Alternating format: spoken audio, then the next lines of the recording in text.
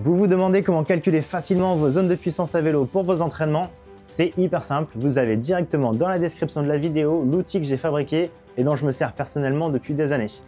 Maintenant que je vous ai donné les clés du camion, on se retrouve sur le PC et je vous montre comment on s'en sert. Alors on parle beaucoup de zone 2 en ce moment et à juste titre, c'est une méthodologie qui est très efficace. Et la question du coup que je recevais tout le temps, c'est Augustin, comment est-ce que je fais pour calculer mes zones?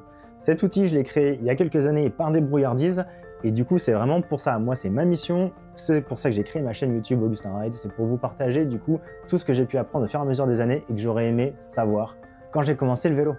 Comme vous pouvez voir, cet outil il est très simple, il est composé en deux parties, donc on a ce petit chapeau en haut et ensuite le tableau qui est en bas qui vient calculer automatiquement toutes vos données. Alors, ici en jaune, c'est là où vous venez mettre vos données personnelles. D'ailleurs au passage, vous faites une copie, vous allez sur le lien qui est dans la description, vous faites une copie de ce fichier sur votre drive, comme ça c'est sur votre drive, c'est chez vous, vous en faites ce que vous voulez. D'ailleurs, vous ne pourrez pas modifier ce fichier, donc n'essayez pas. Je ne veux pas avoir vos données, ça ne m'appartient pas du tout. Alors, la FTP, donc là vous voyez par exemple, si jamais je vais mettre quelque chose, on va prendre un exemple un peu plus réaliste, 250 watts de FTP, disons que vous pesez 80 kg et que votre seuil, il est de votre seuil cardio, donc c'est-à-dire votre fréquence cardiaque quand vous êtes au seuil, donc on va dire qu'elle est de 170 BPM.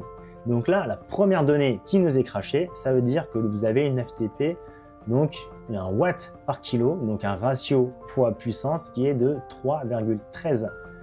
Alors, qu'est-ce que ça veut nous dire? Qu'est-ce qu'on peut délier de tout ça? Donc, une fois qu'on a la FTP, on voit que c'est la zone 4 ici, qui s'appelle FTP, qui est en gros. Chaque zone, elle va avoir un minimum et un maximum. C'est important parce que les zones, ça bouge dans le temps quand on est fatigué. Et surtout, moi, je vous le dis d'expérience, mieux vaut se baser sur le bas des zones plutôt que le haut des zones. Parce que par exemple, si vous avez 250 watts de FTP, ne pensez pas que votre zone 2, elle va être de 188 watts. Je vous assure, vous n'arriverez jamais à faire une sortie de 6 heures à 188 watts moyen par exemple et penser que c'était une sortie facile, une sortie simplement endurance. Ça marche pas. Mieux vaut se baser sur le bas des zones. Et c'est pour ça que vous voyez, on a la durée d'effort possible là sur la dernière colonne de ce tableau. Tout ça, ça vient directement du travail du docteur d'Andrew Kogan. Donc là, c'est lui qui a instauré, c'est lui qui a inventé le principe de la FTP, c'est lui qui a inventé ces 7 zones du coup d'entraînement, c'est lui qui a du coup déterminé via son travail de recherche la durée d'effort possible. Tout ça, ce que je vous dis, c'est basé sur la science, c'est hyper important, mais moi c'est comme ça que je me suis construit, c'est comme ça que je me suis entraîné sur les années. Je vous le partage du coup. Donc là, vous voyez par exemple, hop, la zone 4, donc FTP, on a une durée d'effort possible donc de 10 minutes à 60 minutes. Donc le 10 minutes, ce serait en haut, ce serait ce qui est le plus dur, donc vous voyez à 105%, donc 105% de la FTP, donc 263 watts, on pourrait le tenir environ 10 minutes. Le 60 minutes, il est en bas, donc ce serait ce qu'on pourrait tenir sur 1 heure grosso modo. Et vous voyez, je trouve c'est intéressant d'avoir par exemple, quand on est en VO2 max, et ben si je suis à 120% de ma VO2 max, donc tout en haut, et ben 300 watts pour moi, je vais pouvoir tenir 3 minutes environ. C'est important de le savoir. Si jamais vous n'avez pas de capteur de puissance, cet outil fonctionne également grâce à la LTHR. Donc ça, c'est le seuil lactique au cardio. C'est hyper important, c'est hyper intéressant.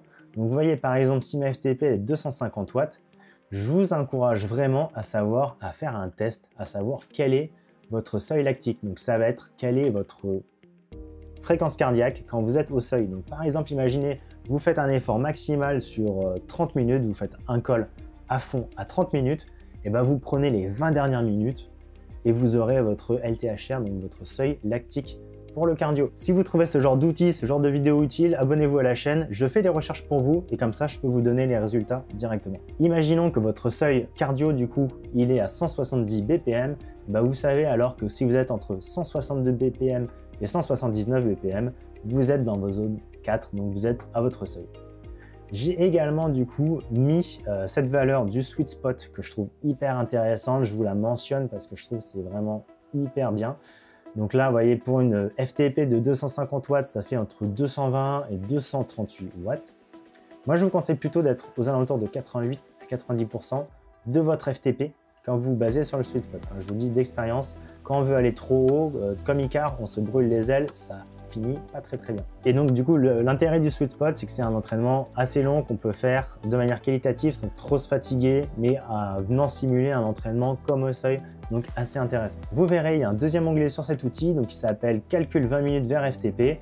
Et donc là, très facilement, ça vient convertir votre effort de 20 minutes vers votre FTP. Donc par exemple, imaginons sur 20 minutes, vous êtes très costaud, vous avez réussi à faire 300 watts, donc ça veut dire que votre FTP, elle est de 282 watts. Donc après, une fois que vous avez ça en tête, vous venez ici, vous mettez 282 et hop, vous voyez, il y a tout qui vient se répercuter. L'outil calcule tout à votre place en un clic, c'est fantastique.